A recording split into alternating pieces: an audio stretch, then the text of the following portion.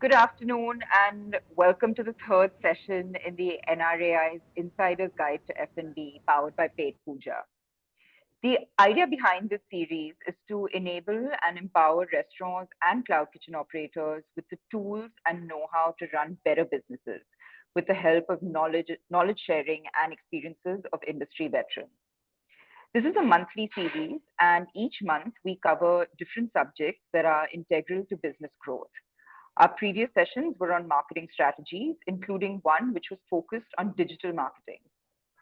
Today's session is about optimizing food cost, which, as we all know, is the single largest cost for any F&B business. It's therefore imperative to understand how best to rationalize this cost without compromising on quality. Based on my personal experience of running fine and casual dining restaurants as well as cloud kitchen brands, one thing I know is that it isn't one size fits all. Different food cost optimization strategies may apply depending on the type of city operation, the location, and also whether you're multi-city, multi-location in the same city, etc.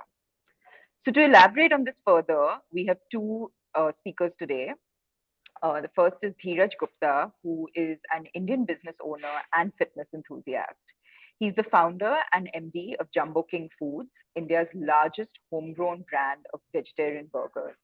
He's played a key role in the large scale acceptance of franchising as a framework for doing business in the QSR industry and believes in establishing a strong and symbiotic partnership with a cohort of numerous motivated individual entrepreneurs who want to benefit from the 10x advantages that our well developed franchising system provides. Joining him today is Sheval Desai, Chief of Growth at Paid Puja. Sheval has overseen Paid Puja's rise from 1,000 to 45,000 outlets today. He leads several teams, including marketing, new product development, and developing partnerships for business expansion. I request you to keep posting your questions in the comments section, and we'll address them after both speakers have presented. Over to you, Sheval. Hi everyone. First of all, thank you for being here. Today we hope that we can get into the nitty-gritties of how to optimize food costs. I'm just sharing my screen. Just a second.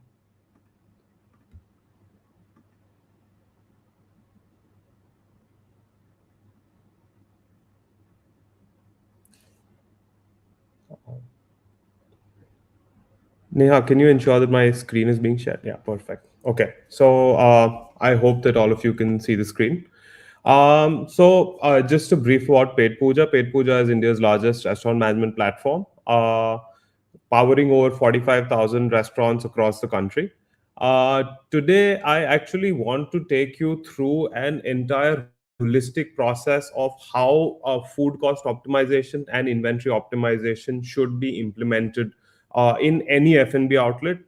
It's theoretical and it's a very generalized approach, but I hope that this can give you a brief sense of how to start. Right? It's one of, like Gauri mentioned, it's one of the most integral parts of managing a restaurant. Right? Okay. So first of all, why do we manage inventory? Right? So food costs range anywhere from 25 to 45% of an F&B business's costs. Right? As we all know lately, the cost of raw materials has risen and also fluctuates a lot, right? We all know what happened to the price of onions 2 years back, right? And when that happens, you really don't know what the actual cost of making something like an onion soup is, right? And it really impacts the cost significantly. The third is delivery penetration has increased the overall, has reduced the overall margins for the F&B business, right? The margins have come down significantly. So now every percentage point of margin really matters, right? Uh, Good inventory management can save 15 to 20% of food costs, which increases margin by 4 to 9%, right? But that's not all. Good inventory management can help with a lot more, right? We all keep saying it's about optimizing costs, but good inventory plays a role in a lot of other avenues as well, right? So the first is menu pricing. Like I said, when the price of onions increase, you really should know what the price of your menu item is, right? It helps you estimate profit margins. The second important part is vendor analysis. An average F&B business deals with 25, 30 or more vendors, right? You might be buying similar items from different vendors. So to do a comprehensive vendor analysis, you actually should know the purchase price from each vendor for each item. That's the only way you're going to be able to get good partnerships and good deals in the longer term. You will know which vendor is actually giving you the best price for the best quality of stuff, right? The third is staff performance, right? So say you've set that a burger requires x grams of cheese. Do you really know whether your staff is adhering to or not? Do you really know whether there's a lot of wastage in your restaurant or not, right? And this actually leads to how well your staff is performing in line with the SOPs that you have defined. It's a very important QC parameter, and inventory management can help you track this. The fourth is customer satisfaction. We all hate it when we ask for something in a restaurant and the waiter has to come back and say, sorry sir, it's out of stock, right? Or sorry ma'am, it's out of stock. That should not happen. That significantly deteriorates a customer's experience, right? And sometimes it happens multiple times, right? To ensure that items don't go out of stock, right, and to ensure a high customer satisfaction, inventory management is required, right? The last one is lower aggregator cancellations, right? So when you run out of items, you have higher cancellations on Zomato and Swiggy and other aggregators as well. This impacts your score on the aggregators. It really defines whether you're in fifth place or in 50th place, right? And it then inventory management actually plays a large role in lowering the cancellations and helping you stay up the rank and higher visibility on the aggregators, right? Okay. I'll divulge a little bit. Over here, I wanted to talk about how do you implement any software, right? The mistake that we have seen most people make is they want to implement 100% of a software on day one. When this is the method that people use, they generally don't even end up implementing 20%, right? Because on day one you are still exploring the system, the staff is getting used to it. So every technology, and I've implemented over 15 different SaaS tools in Paid Puja and other companies, and I can confidently tell you, please start with baby steps, right? You implement any software step by step, provided you are okay with part one, then you move to part two. Don't think about implementing till part five all in one go. It does not work, right? So how would you implement any restaurant management system, right? First, you would do the menu. Then you would do the POS, the actual billing part of it. Your staff would get trained with it, right? All of that. The third would be inventory management, and the fourth would be additional services like CRM and etc. So there are a lot of other ancillary services that are optional that would go last in implementation, right? On the right side, I just want to talk a little bit about how there is an interrelation of menu, inventory, and billing, right? So whenever and you can start from anywhere, but a live menu is reflected in the billing screen. Whenever you make a bill, say you're making a bill for a pizza, right? Your inventory gets consumed on a live basis. So the cheese gets deducted, the tomato sauce gets deducted, the dough gets deducted, right? And this reflects in inventory. When inventory falls below a certain threshold, the menu item should automatically get switched off, right? So this is kind of a loop that all three of them are interconnected, heavily so, actually, right? So I talked about in implementing inventory management systems. Even that should be done step by step, right? I will take you through two implementations for a single outlet, right? And this could be any kind of outlet. The basics remain fairly similar, right? So the basic implementation, first of all, you just enter in terms of the masters, you just enter the raw material masters. Every day you should enter the stock invert, so the stock purchase and the day end stock entry, right? So whatever is left at the end of the day, your staff should go and fill this in. What benefit this gives is this tells you the aggregated cost of goods sold, right? So if I have sold 10 burgers and 20 pizzas and or whatnot, right, it tells me the aggregate cost of everything that I have sold, so that I can come up with an aggregate gross profit margin, right? A slightly more advanced implementation would actually entail the basic implementation plus entering item wise recipes, right? So you have to actually go and define that, hey, my pizza requires say 100 grams of tomato sauce, 150 grams of cheese, and 50 grams of dough, right? You also should enter wastage, right? Say one tray of tomato sauce got spilled, so that's a loss of 500 grams. You should enter that, right? What this entails, what this gives you is the cost per item sold, right? Per raw material sold, right? And what is the cost of today's pav bhaji, for example, right? Prices keep fluctuating. The cost of the pav bhaji also keeps fluctuating. You actually get to know what is the cost of the last dish that I've sold. It also tells you the variance by raw materials, right? So for example, today, from all the pizzas and burgers that I've created, I should have used 5 kilos of cheese, but instead my staff used 6 kilos of cheese, right? So there's a variance of 1 kilo. That means that the KPI, the operational parameters that you have defined are not being followed to the T. This impacts your food cost, especially for QSR outlets is extremely important, because without those SOPs, I mean, the margins are defined based on the SOPs, right? And they really need to be strictly adhered to come to a profit margin that is acceptable to you. I'm just going to take you through a very advanced implementation, right?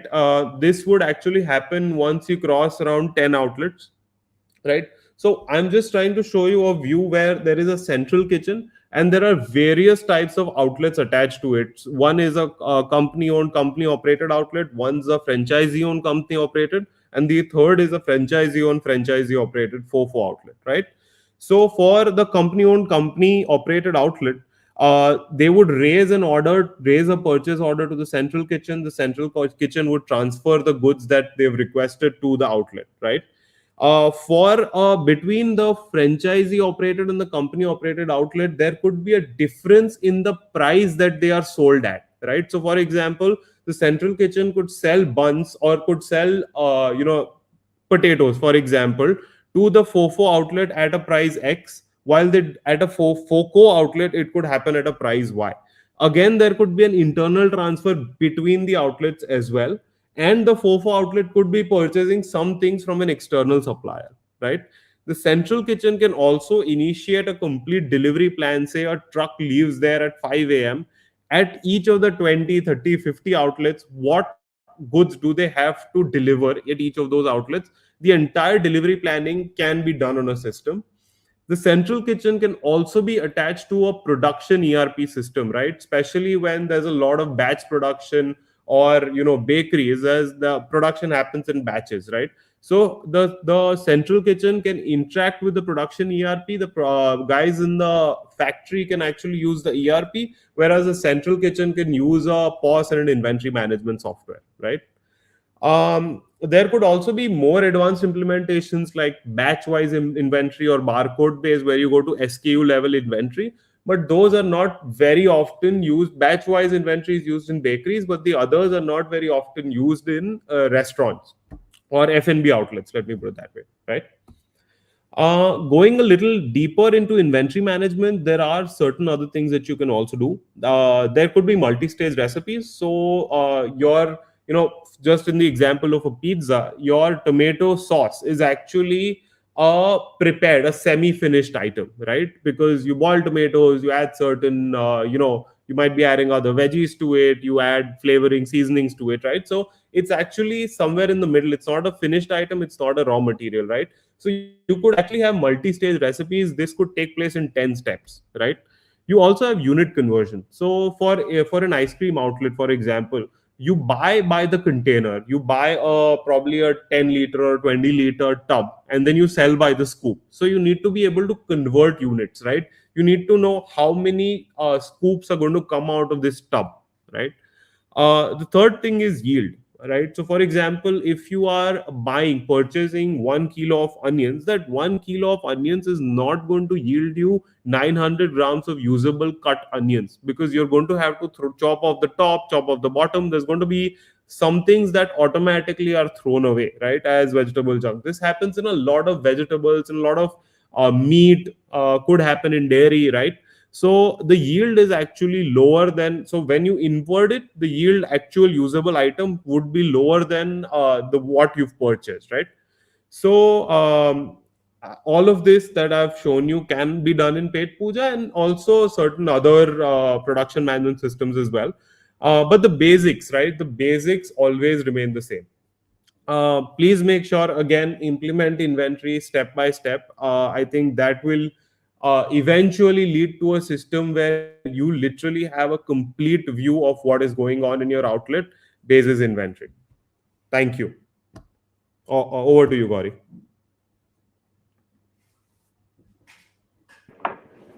Thanks, Cheval. And I'll pass on to Dheeraj now to share his presentation and experience with us. Thank you, Gauri. Thank you, Sheval, for that presentation. I think it all sounded very scary. This entire food cost part super complicated, because I think most of us who are in the food business are in the business for the passion. We love making food. We have great recipes, and this food cost comes as a dampener. कि ये सब भी करना पड़ेगा on the side to run the restaurant profitably. So I'm going to, share my two experiences. One, as a restaurateur, when we start, right? So now that Jammu King is at 100 plus stores, I meet a lot of restaurateurs even now, and people say that you probably can do a lot of things today thanks to softwares like Pet Puja, which we use, while people are at their first store. So it is going to take time. When they get to multiple stores, at that time they'll put in all the processes in place. And I always tell them that it works the other way around, because you have to get, it's like your menu, your recipe, your food cost. These are the building blocks on which you are going to build your entire uh, you know uh, food business, your food empire. So you have to get very, very careful that you get these building blocks right. So I had this uncle who used to run a mithai business, and he said, this is a traditional business, and we cannot do inventory management, and this is for the MBA. You have done your MBA, and you all know this, and it can be done only over there. And I took that up as he was my uncle. I thought I'll help him out. I said, the first thing is, let us do an 80/20 analysis on what you said. So he didn't understand what it meant. I said that no, 80/20 analysis, say August month has gone by. Just put down the name of individual items and the rupee value of sales that happened for that particular item. And you just calculate your total sales, and you do the high selling products on the top, and then you kind of put in the descending order. And this uncle should take pride in that we have 100 things in our menu and everything sells and everything is great. And I said that, but that goes against the conventional logic of the food business. Any restaurant, or rather most of the restaurants that you will see, they are famous for certain things. They have their signature dishes, which are the ones that people really come for. And to his surprise and to my pleasure, what we found was exactly about 20 to 22% of the items which they were selling on their menu were contributing to 80% of their total sale.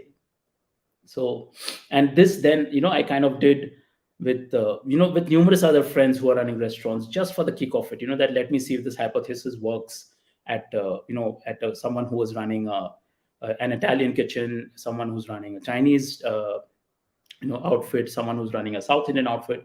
And it was all coming up to it was the empirical data showed that these are like laws of gravity, and they were working in almost all of the restaurants. So once I think what we realized and what we did in Jumbo King was, we said that first let us understand what is it that is really selling, and then focus on that. And that is how we got our menu part really right. Because when we are looking at the international QSRs who have grown, and who have 5,000, 10,000, 20,000, 50,000 stores worldwide, and that is what really excites us. And we said that, how do you get that kind of scale? And the answer was in the basics of getting your first restaurant menu right. Now, on the food cost part, I share well, touched upon that lightly. So we got into buying all our patties from Vista. Vista is one of the largest patty manufacturers in the country. We buy all our sauces from Cremica, again, very large manufacturers of sauces. So when we were doing our purchase, the annual contract for what price we are going to pay, and we had just had a new supply chain manager who has joined us, and he said that I have very little time. I need to do crunch a lot of data, a lot of numbers very quickly to be able to come up at a reasonably accurate price that we should finalize with the vendor. And inflation was and it has been at an all-time high. Now it is settling down a little bit, but it was crazy at that time. And I told him, that we just need to relax, because we buy 8 patties from Vista. To make those 8 patties, they have about 40 ingredients which they use. However, of those 8 patties, only two actually account for 80% of the total sales that we do, right? And then within those patties, when we did all the long list of ingredients which are put into the patty, just 2 or 3 ingredients were accounting for 80% of the total purchase that we were doing. And I'm talking of purchase to the tune of almost about 40 crores annually. So it is a large amount of purchase which is happening over there, which is entirely contributed by these 3 or 4 SKUs. And once we got this data or this information, then we said that these are the 4 SKUs which we are going to control and buy really, really well. Because over here, even a 1% or a 2% optimization will impact our overall margins a lot. While the long list of all the other SKUs, even if we end up paying 10% or 20% higher, compared to what a very, very good supply chain manager would have been able to buy, the overall impact in our food cost was lesser than 0.01%, 0.001%. So it was like, let us not sweat over the small stuff. Let us focus on the big picture.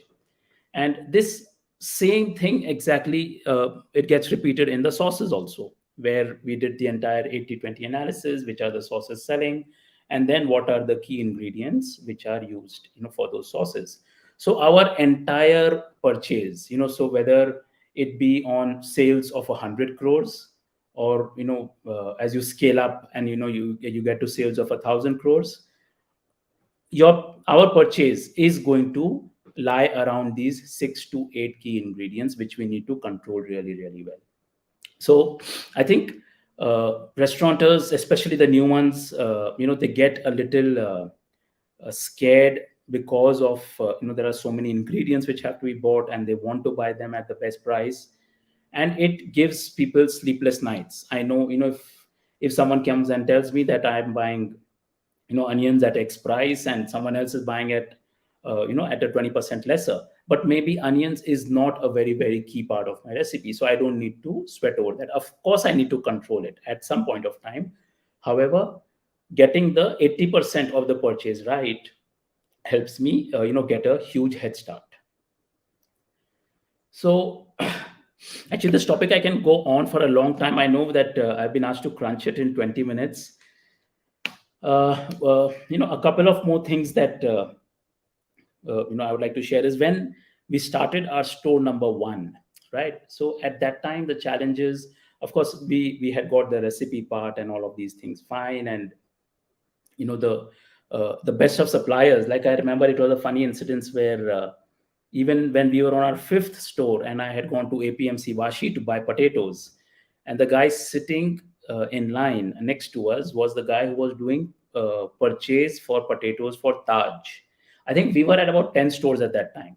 And the potato supplier, he actually called us in first as Jumbo King. And I was like, are you sure? He said that, no, sir, your volume of potato that you buy is much higher than what, the Taj Mahal Hotel is buying. And, of course, so for them as a customer, we had become, probably larger. So that, extreme focus on the menu was helping us drive a lot of efficiencies with our suppliers. So, and yes, I think one of the biggest gaps which was there in the Indian market was a strong, robust, software for managing of the recipe of food costs. And I do feel that Pet Puja is doing a good job. We are using, their software, and getting the food costs right across multiple locations always becomes a challenge, because you may have standardized the recipe, But as Sheval said, that whether the crew at the store is using that much cheese, that much sauce, that much onions or not, is something which is going to vary by each and every outlet.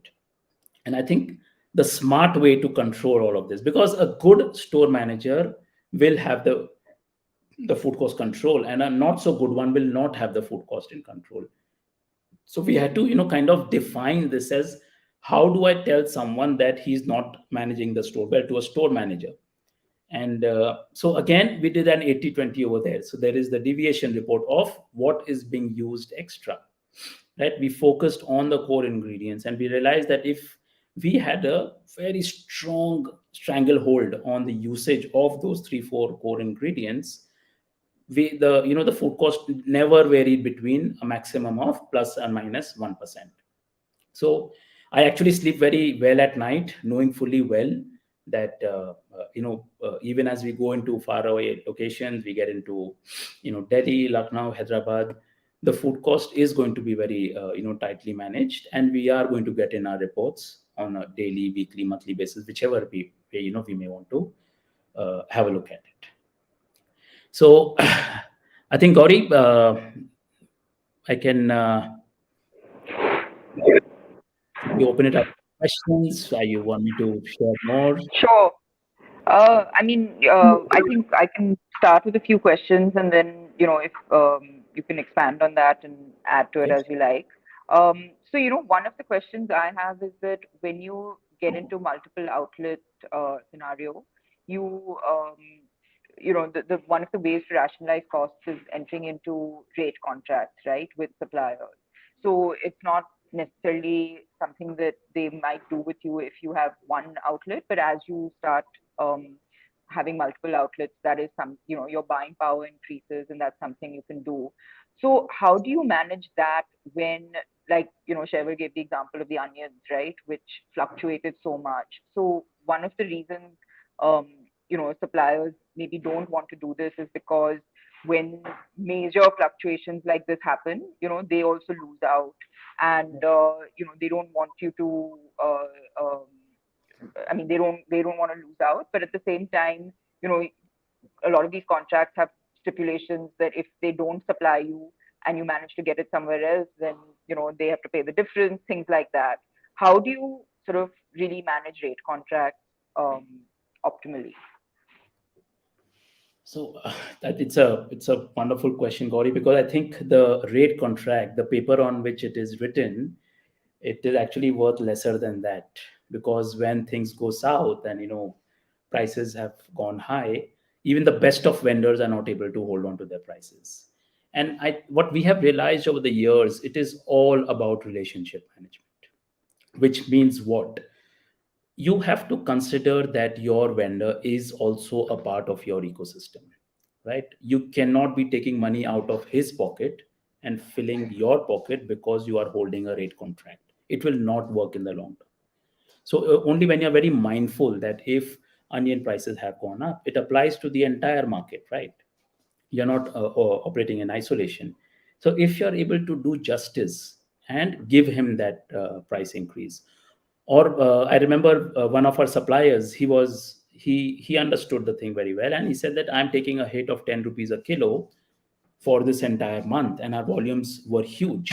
He said, I'm fine, I'm okay to do that, provided you promise me that after 2 3 months, when the prices come down, you're going to make this good. So we actually maintained a monthly account of how much extra he had incurred in terms of cost, and we kind of repaid that to him when the times became better. And all of this cycle actually, from start to finish, was 6 months, right? And that is how we build such strong relationships, where now it has become, as in these are our unsaid rules. The contract may say what it says, but we know that we have to take care of each other, which is when I say we, I'm talking of each and every supplier that you're working with. And that is how you build long-term businesses. Right. One more question, especially because you mentioned about going into different cities. Um, so actually it's a two-pronged question. So, you talked about with menu engineering, the 80/20 approach. Obviously across India, people's tastes vary.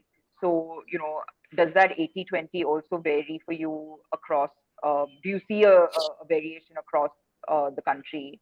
And the second question is that things might cost uh, different rates in different parts of the country, right? So um, again, how do you deal with pricing and um, well, firstly, food cost and therefore pricing for the same product in different locations? Okay, wonderful. So I'll take the first one. Is do the tastes vary? And in different parts of the country, I think this is one of the biggest myths that is there in the food business, and I'm here to bust it.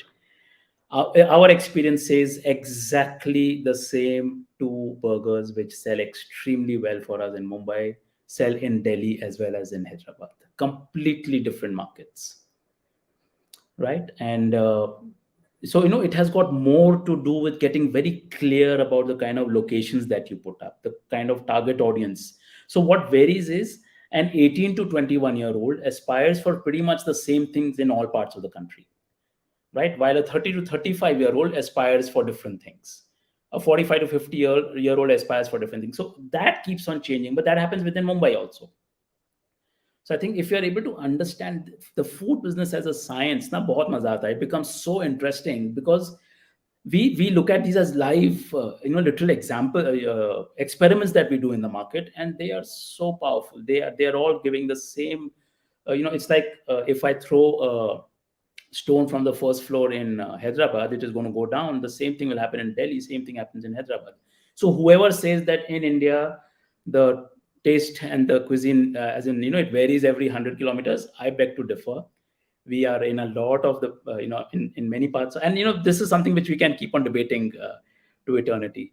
So I think getting clear about who the customer and so that's why an iPhone appeals as much to an American, to a European, to an Indian, to a Chinese guy. They have got that DNA right. And before say Domino's came into India, how many of us were eating pizzas? Right? They came in with the same system. Or how many of us were ordering home delivery? They would have seen that, oh, there's no market for this. But the same principles applied in the US, Europe, China, Australia, India. It is all giving the same results, and so will it be for our food also. So we kind of give excuses, bog ourselves down by putting these thoughts in our mind that the tastes are changing at every 10 kilometers, someone says 100 kilometers. And the second question was about the pricing in different cities. So I think all the potato, onions, at the end of the day, they are all either grown in Punjab, or they are grown in Gujarat, or they are grown in MP.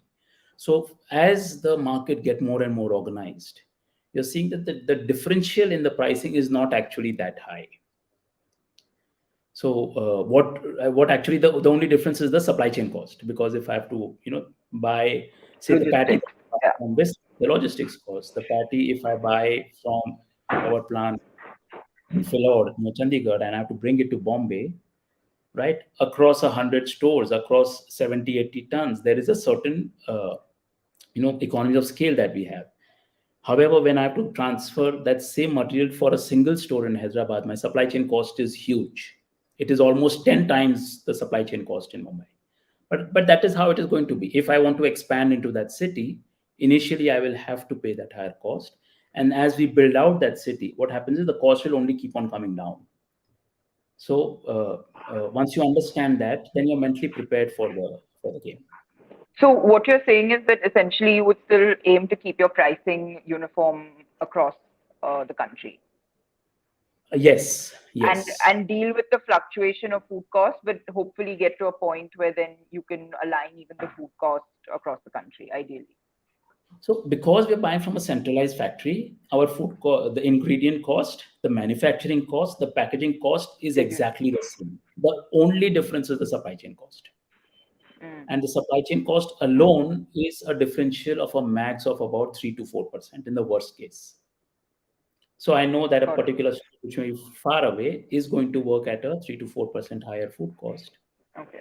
I think yours Versus is a slightly different, unique situation where you're buying a product which is made in a factory as opposed to raw ingredients. Because I think one of the questions here is that how to control food cost in a fluctuating market rates. I mean, that's, I'm guessing, from within the same market fluctuating rates, which you addressed briefly, saying that you sometimes it's a win for you, sometimes it's a win for the supplier, but over a period of time is how you sort of look to rationalize rather than a week to week. Is that a fair understanding?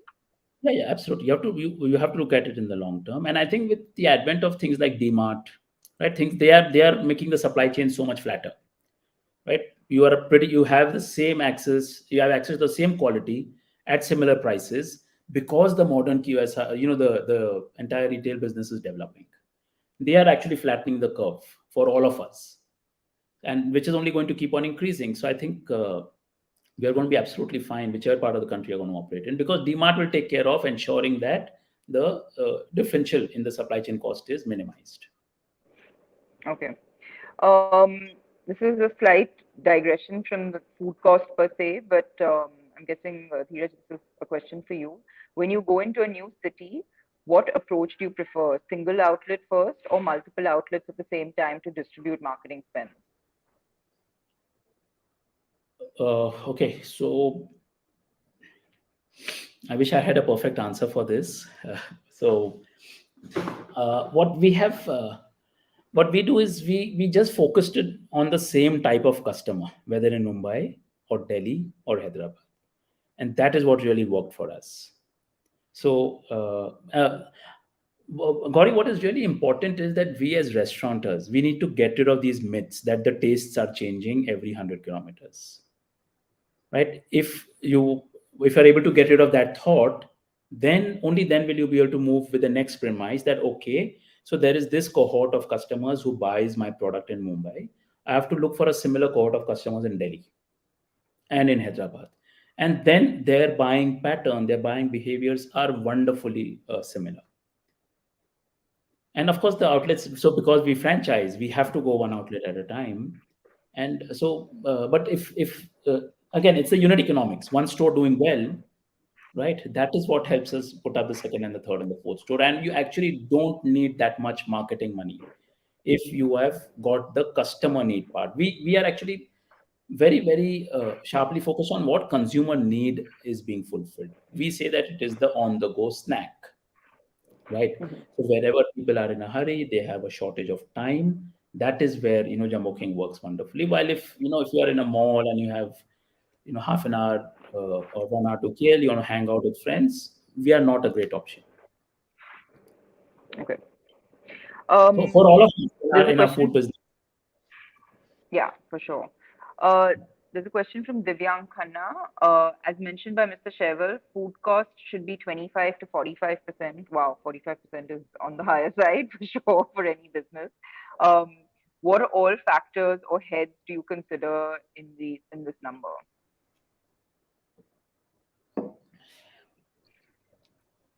Sheval, do you want to take that one?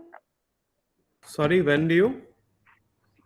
No, so you mentioned a food cost range of Yeah. 25 to 45%. So the question is that what all would you consider coming within this number? So we considered all the costs, right? So every ingredient, some ingredients are really pricey, right? You might as well use a little bit of it, but I mean, it really also depends on the format. So, for example, a fine dine restaurant, right, would have a higher percentage of the ingredients as a total cost, right? Whereas for say a cloud kitchen, it could be lower, right? So it really depends, and these are the ranges that we have seen across all the 45,000 outlets. So no particular number to this, but just that what we've observed. Yeah, so the answer is basically that it still is only considering food ingredients. It's just that Correct. the percentage varies depending on the format of the business, Significantly, whether yes, it's it did fine very dining, casual dining, or significantly. Exactly. And even yeah, within each format, I'd say that it really again depends on the kind of food that you're serving, right? Certain cuisines themselves have certain ingredients that are much higher price. So for that particular cuisine, a food truck serving an X cuisine versus a Y cuisine could also have a large difference depending on the cuisine being served. yeah. And one thing I'd like to add is, food cost is always a percentage of your selling price, right? So it's also a factor of whether which sort of price point you Exactly. want to be at, and yeah. There's a question from Madhu Bora. Dear sir, how to control food cost in fluctuating market rates? I think we addressed this, Dheeraj, earlier. So we'll move on to the next one. There's a question about, is it necessary for us to print nutritional information on restaurant menus? Again, this is not strictly about food cost. And Mr. Anurag Kachiyar has kindly answered that for us in the chat itself, which is that FSSAI is currently mandating it only for companies with 10 or more outlets and companies having a national FSSAI license and having a turnover exceeding 20 crores. So I hope that clarifies it for you. Um, is it, oh, okay, sorry. What is the food cost percentage you target for a QSR product like Jumbo King in various cities? What is the sweet spot? This is for you, Dheeraj. Yeah, so I think we would be very happy to. We are currently operating at about 40% food cost, and uh, because the inflation has been so high, but ideally we would like to operate at about 35%. It's all a function of the pricing that your brand can demand when from customers. Yeah, but about 35 Um, 40% is very good. Great. Question for Sheval from Akshay. Is there a way of scanning invoice of a vendor to upload all items on that invoice on Paid Puja inventory management? Yes, so very interestingly, we've been working on this problem for the last 2 years. We have just hit over 99% accuracy on this. We'll be launching this product very soon. This will actually take the operational aspects out of at least daily inwards, right? Which is the largest problem that we've seen, right? So we work with a lot of brands, and there was this one brand that we were working with. We implemented the entire system, and every Monday we used to get a call saying your inventory is your system is wrong, the inventory is showing negative, right? And every time for 5 weeks straight we went back, and what we saw was they had not done the stock invert. Every Friday they used to get stock and they had not done the invert, right? So we understand there's a large operational problem, and we should be launching this in the next 2 to 3 months, where you just take a photo of an invoice, everything gets uploaded. Not only that, you will also get price analytics, and this will be forwarded to your accounting system as well. So we are coming up with a full-fledged solution for that. Okay. Again, I guess a Paid Puja question. Does Paid Puja keep the restaurant's data encrypted, or can you please share some privacy points? Yeah, so all the data has military grade 256-bit AES encryption. Even our team cannot access it, right? Otherwise, brands such as Jumbo King wouldn't be using our software. The proof is in the pudding. Fair point. So, Sheval, this is a question for you actually. When you have a sort of hub and spoke model, so a central kitchen with multiple outlets, and I know you made that presentation, the drawing, but essentially, are there like where certain things are being like you have semi-finished goods coming in from a central kitchen, you have a Mhm. central store which has dry goods as well as uh, perishables coming directly to an outlet. Correct. Um, there can be scope for confusion. Like it's not always as simple as everything comes from a central kitchen to Correct. to an outlet kitchen. It can be where it's a combination of three different stores in a way. Um, Correct. so what is the best way to, or how does the software kind of provide for that um, situation? So while I would love to say that all of this happens automagically, right? It just does not, right? Yes, the software can be configured to account for all of this, right?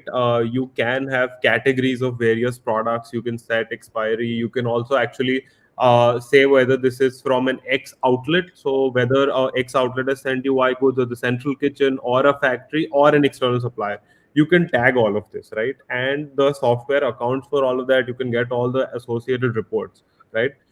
But see, having said all of this, someone is going to have to select in the menu that this came from an X supplier, right? Hopefully, in the next 2 to 3 months, from what I've said, at least the supplier and the purchases should get automated, right?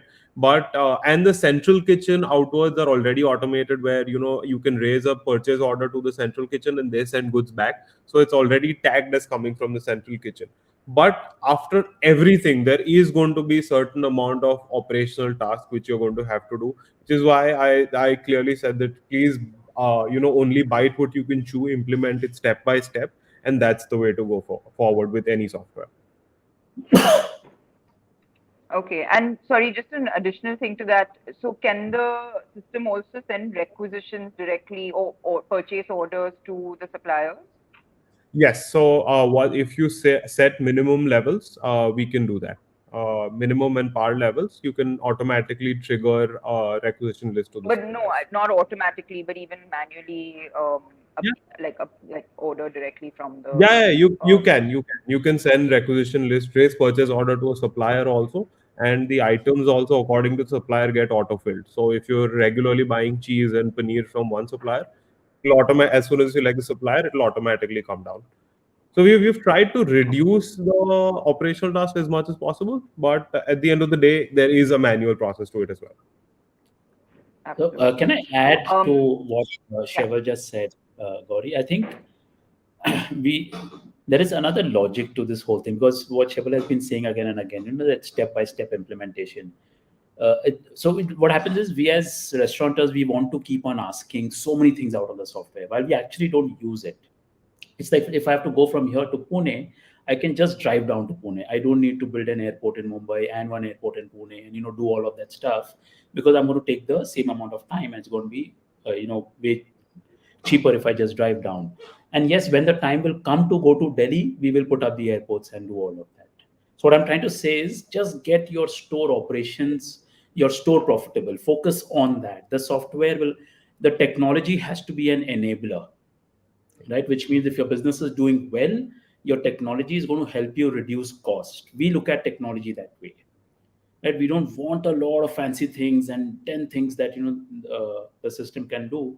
Because I remember when we were talking to Pet Puja, we say that, was of all the reports that you all have, the franchisee sees only three, the zonal head sees a different three, the team sitting in the head office seeing three reports. All of them are just seeing three different reports, which are a build up of the basic report, and everything else is just noise. So we need to actually get the noise out to be able to make the system powerful. Absolutely. There's a question from Pranav Mehra. Food cost of 35 to 40% is good. What are your thoughts when Zomato and Swiggy comes into the equation? And is the 35 to 40% including packaging? I guess, Uh, Neeraj, that's for you. Yeah. With Swiggy Zomato, we were very clear from day one. We said that, if even when they were charging only 7%, we said, if we sell something for $100, you want 7%, we are going to add that 7% and sell it at 107. Today, when they're charging 28%, we say we sell our food at 8. You add your margin of 28% to that. That is what the customer is going to get for that product, right? So it becomes a win-win situation, right? Where the customer gets the convenience of ordering from home. And I think most of the people, the mistake that they made was, they thought that the online business is going to be a very small part of their whole business. So they said, let us take the hit and pay out of their own margins, right? So they did not mark up. And now what has happened is, suddenly 50% of their business is coming from online. And so they are in that situation where it is becoming unbearable, the cost that these online aggregators charge. And then we end up not liking them. And because you're stuck, because you're scared to also increase the prices and pass it on to the customer, because you feel, what if they all go away, what if it becomes too expensive for them? So for me, as in, I would just tell whoever that, take the risk, add the cost and pass it on. Nothing will happen. Even if you lose Well, there 20, are 30%. all sorts of other issues with price parity on that, which we won't get into right now. But that is a big factor as well in not possibly being able to do No, that. but the price parity is maintained. Na? They need parity across all the aggregator platforms, not with the offline and online price. Which means I can't charge more on Zomato and less on Swiggy. That is what their ask is. Um, Fair. And does that include packaging when you factor in your 35 to 40% cost that you mentioned? Yeah, so this question was asked by someone else also. For us, that 40% includes all the cost ex kitchen. So the cook which is there in the kitchen, the store manager over there, his salary, the electricity that is used for running of the grinders and the mixers and all of that, we put all of that in the food cost, Ah, okay. right? And then my front end of the operations, so that is where then so we mark up our front end. So if it's like, because we have a centralized kitchen, earlier it was not a centralized kitchen, right? We used to make it ourselves, but the kitchen was made into a separate entity. So it was, say, company A would sell material to company B, where company A had to put in all of the costs, including the running cost and a certain profit, and provide the material to company B. And as the volumes Yeah. grew, we were able to I think outsource it here to the. it's a yeah, it's a different situation, I think, which Pranav is referring to, which is where you are doing your preparation yourself rather than buying a finished raw material Yeah, yeah, from yeah. In the same thing, you can do that. You semi-finished can raw make material. your preparation kitchen as company A notionally. You don't actually create a Yeah, company A, and allocate all the expenses towards salaries and electricity over there, and that should become a part of your food cost. Otherwise, your operating cost is going to be extremely high. yeah. I think to Then answer Pranav's doing that, question, then your food the cost packaging not that he's talking about is the finished packaging when you send it to a customer. So from what you're saying, it doesn't include that. That's not no, no, we add included. it. We add the packaging cost. Yeah. Okay. India is becoming a rich Uh, country. Yeah, people are happy to pay. Just go ahead and charge. wiser words have not been spoken. um, Question from Madhu for Sheval. When will the new software from Pet Puja be available? I think you said 2, 3 So months. it's called Kharcha, and we'll be launching it in the next 2 to 2.5 months. So we're done with the R&D. We're just operationalizing and making a product out of the R&D. So next 2 to 2.5 months, you should see Kharcha. Okay. Um, Again, question about packaging and gas. I think we've covered that. What measures do we take for food cost control? I mean, so if you're asking me specifically, like I said, it varies, in when you're in fine dining versus a QSR or a cloud kitchen model. So um, I'll be completely honest. I mean, we have in the fine dining space, we have one restaurant, and we have never sort of put a food cost pressure on our chefs because the paramount importance is quality. And we do recognize that for a lot of the sort of premium ingredients that we use, there is a lot of fluctuation in price, especially if they're imported and it's affected by dollar fluctuations, etc. So that is an unfortunate reality of the sort of fine dining space, and the important thing is to monitor it and to be aware of it. You may choose to uh, change your menu pricing because of it, or you may not choose not to. But the important thing is to have a pulse on what the food cost is on a month-to-month basis. So that's what I would say is where fine dining is very different from the QSR or cloud kitchen format.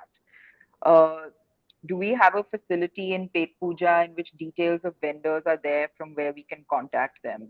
I think you answered this already, Sheval, right, earlier. So that is there, and you can place orders directly You can through actually also raise, the you can also software. discover suppliers. So there's a suppliers hub where we have over 10,000 different suppliers dealing with everything. They also offer exclusive deals on the platform since, they get to showcase their products to 45,000 restaurants. So that's also there. Plus, we've also introduced sampling in selective cities. So you just click a button and say you want to try pizza packaging, right? Click a button, five different pizza packages from five different vendors will be there at your place. You can choose and then negotiate with the supplier. So we are acting as a discovery platform also now. Um, can Mr. Gupta talk more on his experiences of food cost control? I think we've covered a lot of this. So the key thing. I mean, is there anything you want to add, Dheeraj? I will add one very important thing which I picked up from a friend of mine who runs an international QSR chain. And so we used to worry a lot about inflation, and that prices constantly keep on increasing, and we are very nervous at every negotiation, and kind of literally falling at the vendor's feet, ke boss maan jao, and let us close on this, next time dekhenge, kind of an approach. And it was so unnecessary. So we just said that inflation is there, it is going to remain, and let us make it a friend. If we are able to just decide that there will be a 5 to 7% inflation every year, just it's a fact.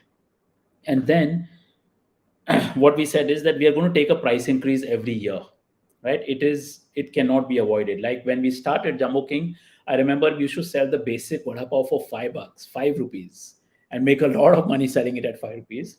And today at 29 rupees, we don't have those kind of margins that we were making at that time. So, but the market has also come up. So I think two rules of thumb: one, inflation is a friend, so make it a friend, and take a price increase of 5% every six months. Don't worry about it. And then you will see that inflation will not give you that much stress. We are using it. I'm speaking from personal experience. We plan for it. Okay, that this time we are going to increase the price on these three things, and 6 months later we are going to price. So we have that that caterpillar kind of approach, where we increase prices on some things in first 6 months, and the price of some other things in the next 6 months, so everything does not get start to pinch the customers, and they don't even realize it. I think one key takeaway from this, for me at least, Dheeraj, is that don't be afraid to increase prices, which is very reassuring, and especially in a QSR format, which you always think of as very price sensitive. That's definitely uh, great to hear from you on that. And I just to add to your point about sort of staggering the price increase. I mean, one thing that I will say has been the case in our experience is that don't sort of think about necessarily having a fixed um, sort of cost percentage to your food cost. So especially again going back to the fine dining experience, there may be items on your menu where your food cost for that specific menu item is much higher than your average food cost. Because it always sort of rationalizes with other items where the food cost is lower, and that flexibility should be built into your menu pricing, because the idea is to also get people to order it and not make it so prohibitive if certain things have very premium ingredients which cost more. So build in that flexibility to your pricing to ensure that your menu is being ordered sort of equally across the board, but also have your sort of eye on the macro food cost overall, and look at it overall as well as on a menu item by item level. Food pricing, There's a right? question. Yeah. One something just occurred to me. We were analyzing that we said that when it comes to pricing, right, if you are smart about it, right, we went out and we said, okay, let us learn from, say, someone like a Mercedes Benz, right? Their entry level car is at 50 lakhs, right? Then they have something at a crore, and then they have so it's double the entry level car, and then they have something at 2 crores. So what happens is that they know that the 2 crore car is hardly going to sell, but that is what creates the entire aspiration value. And the 50 lakh car becomes what people buy because they want to own a particular brand. And we actually did that in our product. We said, let us have an entry level, product at 25. It was 25 bucks at that time. Then some products at 50 and some at 100 were the aspiration products. That was Jumbo King Charger 100 bucks. People like, what are you giving in this? So we said that no, this is it is the filled with cheese or whatever, and people would want to eat that when they are like, oh boss, today I want to really celebrate something. But it created aspirational value, and we had that 100 rupee product because it made the 50 rupee price point very easy to digest, right? Because there was a 100 rupee price point. So people said, "Are 50 not bad? Come on, let me eat this." So psychology plays such an important role when it comes to pricing. That's I'm a letting out great too much. point. Yeah. Sorry. I said I'm sharing a lot of secrets. I hope the entire food industry benefits. And you're me This is over a gold short time. advice. Yeah. Um, Okay, can this software generate the variance between actual food cost and potential recipe-based cost, Sheval? Yeah, it can. So that is actually the variance report, right? Which says that how much should be left and how much is actually left, and the difference between the two. So yes, it can. Just wanted to double check again with QSR and cloud kitchens. Do you consider Zomato and Swiggy commissions while calculating food cost? I would say the answer is no. It's uh, No, independent I of don't. food cost. Um, Even in a location like Bangalore, no major suppliers are available on Pet Puja, Cheval. Sorry, even a location like you dropped off. Like Bangalore, no major suppliers are available on Pet Puja. I will have to check it. I'll take that feedback and I will get that rectified. Okay. Um, do you do your own delivery outside Zomato Swiggy? And are the cogs on self delivery better than Zomato Swiggy, Dheeraj? I mean, I'm guessing cogs Cost of goods sold. are not factored into your delivery part, but go Yeah. on, please answer. Yeah. So we have tried our own delivery, and we have seen that actually Zomato Swiggy works better because the amount of money and investment that we need to make our own platform, as in for people to know that it is available as an option. We ended up spending more money and did not get enough traction. So we just said that instead, let us focus on getting dominance on the digital apps when it comes to our category. We are better off spending our time and energy trying to do that. It's like a newspaper, that you have the Times of India at one point where if you wanted to sell your product, you had to advertise in Bombay Times, right? You have to treat Zomato Swiggy like that. Yeah. Yeah, I mean, just to add to that, I think even we're of the opinion that let them do what they're good at, and you focus on doing what you're good at, and um, that's sort of the one approach. Um, in a food cost and menu item pricing exercise, how important is staying true to your target food cost percentage versus trying to match potential competitor pricing, Dheeraj? Mm. See, there is a reality outside, right? So there is a certain price that we can charge because there is going to be competition around, and so uh, like in our case, right? We are a takeaway business, so we are able to operate at much lesser operating cost, and therefore a slightly higher food cost. Also, our stores, our franchises end up making way more money than if we had put up a 1,000, 2,000 square feet store with the air conditioning and all of those kind of fancy things. So people, they choose, they know that when I want to sit and eat aram se, then I'm going to pay a certain price. If I want to take something on the go, it's like, I love this example, the story of Domino's and Pizza Hut, right? They're selling pizzas, similar price points, right? But even my 10-year-old kid, when he was 10, now he's much older. So when we were ordering pizza at home, he would say Domino's se mangwana hai. But when we went into a mall and there was a Domino's there and there was a Pizza Hut there, he said, Aaj Pizza Hut jayenge. So I said, why you always call for Domino's? And he said that, no, today we've come to a mall.